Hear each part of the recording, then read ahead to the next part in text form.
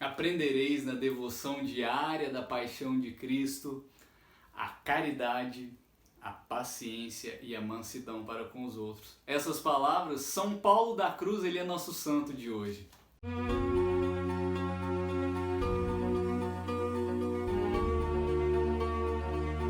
Paz e bem para você que quer ser santo, paz e bem para você que ainda não descobriu o que quer ser santo. O santo de hoje vem num momento muito peculiar e muito pertinente. Estamos na Semana Santa e não poderíamos trazer alguém diferente.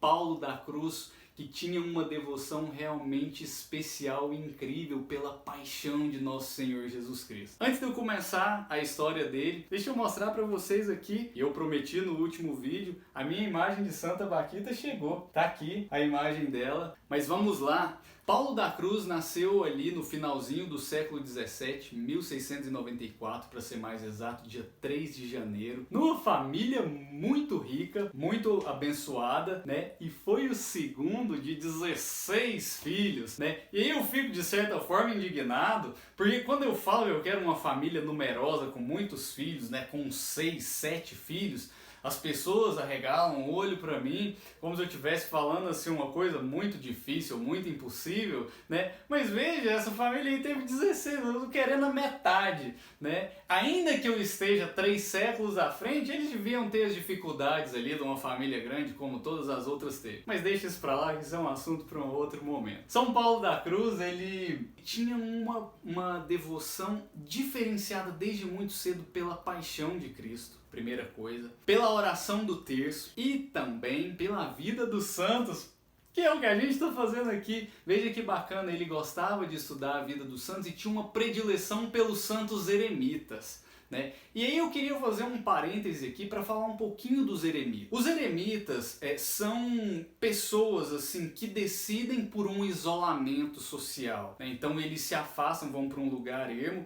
A própria palavra eremita vem de eremos, né, que quer dizer deserto, né? Então eles vão para um lugar deserto viver da providência divina, doações, né? Não significa que nunca mais vão encontrar alguém nesse período, não, mas a maioria do tempo estão isolados. É uma vida de jejum, de penitência e de oração. Basicamente é isso. Bem comparado aos 40 dias de Jesus no deserto, os eremitas buscam fazer disso uma realidade de vida, né? E vivem da providência e de doações, como eu falei. O nosso primeiro eremita do Novo Testamento, São João Batista, que viveu no deserto anunciando aí a chegada de Jesus. Nessa vida de jejum, penitência e oração, isso aí não é para ter uma fuga da realidade, muito pelo contrário. Eles querem aproximar a realidade humana, e essa realidade humana é compreendida com uma certa proximidade, uma intimidade muito próxima de Deus. Então é uma vida muito bonita de se ver e muito difícil também. Vocês podem pensar, né? Jejum, oração e penitência como filosofia de vida. E assim, depois de um tempo eles vão derramar isso aos irmãos, né? Para converter almas, né? Para evangelizar. E foi assim com Paulo da Cruz, né? Voltando para ele, tentou empreender uma carreira militar,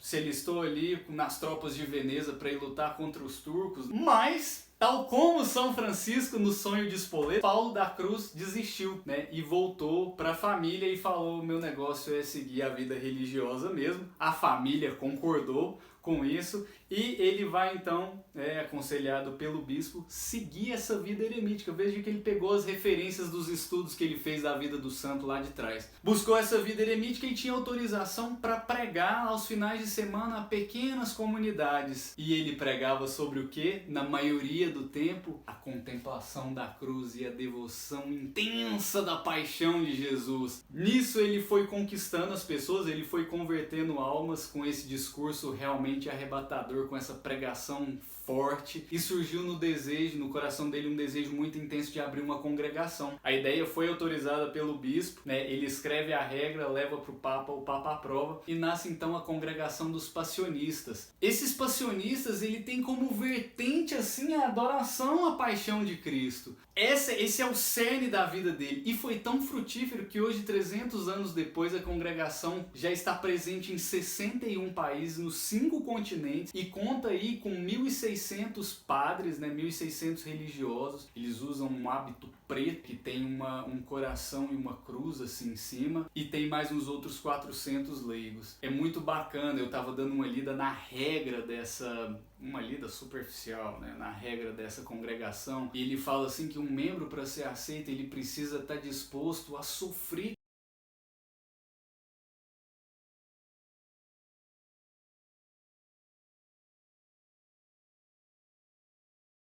a sofrer situações vexatórias, né?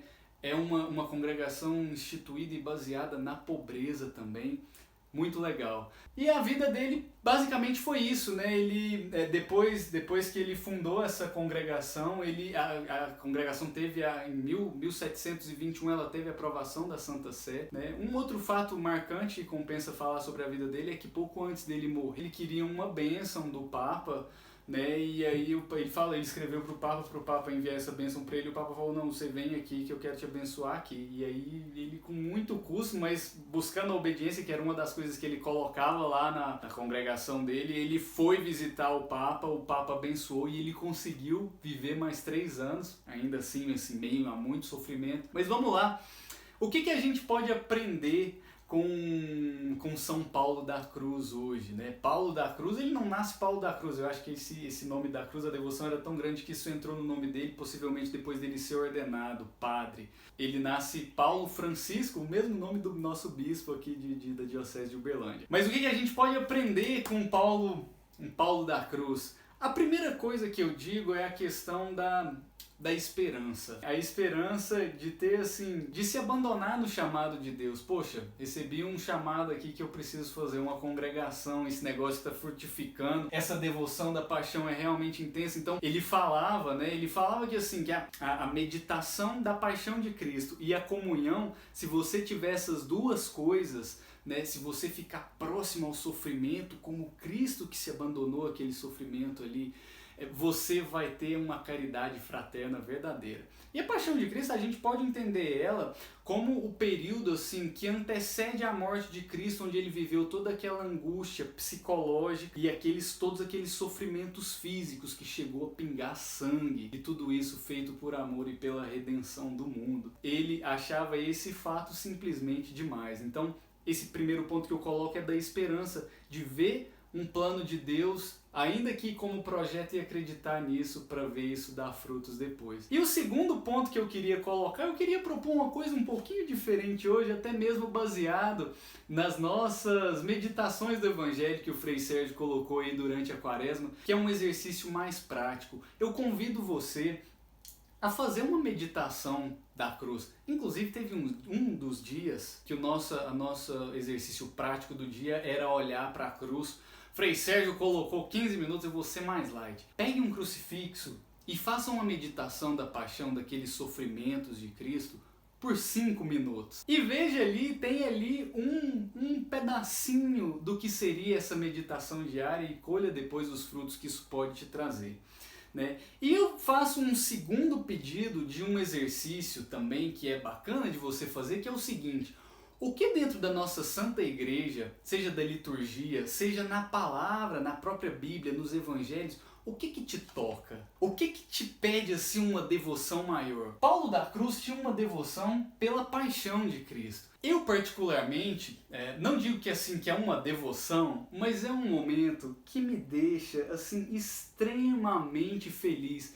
Sem sombra de dúvidas, é meu momento litúrgico favorito. Né? E do que eu estou falando? Da Vigília Pascal que se aproxima, né? A celebração das celebrações, né? A mais importante do ano, aquela missa longa. Eu confesso que o meu primeiro contato com a Vigília Pascal foi muito no sentido de: poxa, 2h30 de missa, meu Deus, né? Isso há um tempo atrás. Hoje eu aproveito cada segundo e conto os dias do ano para chegar, porque é realmente incrível, né? É incrível você cantar o Exulte, né? Quando começa ali o início da celebração da ressurreição. Mas e a sua? Né? Qual que é a sua devoção? Eu conheço pessoas que gostam muito da devoção pelas Santas Chagas, né? Outras têm uma devoção tremenda com o terço, Paulo da Cruz pela paixão. Qual é a sua? Depois dessa meditação na cruz, tente refletir o que eu vou fazer uma devoção, qual que vai ser o meu ícone, ok? Combinado? Se inscreva no canal, faça os comentários do santo que você quer ver e a gente se vê na semana que vem. Um abraço, tchau, tchau, até mais.